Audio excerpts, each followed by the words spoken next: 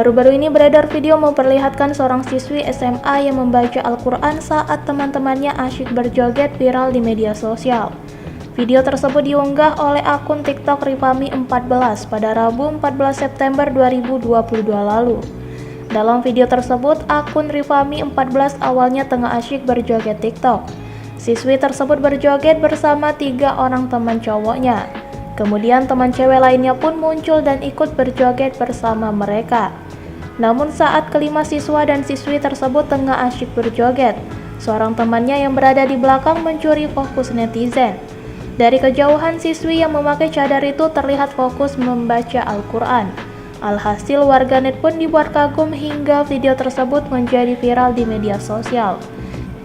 Hingga Sabtu 17 September 2022, video netizen salah fokus kepada siswi SMA bercadar itu sudah ditonton lebih dari 12 juta kali.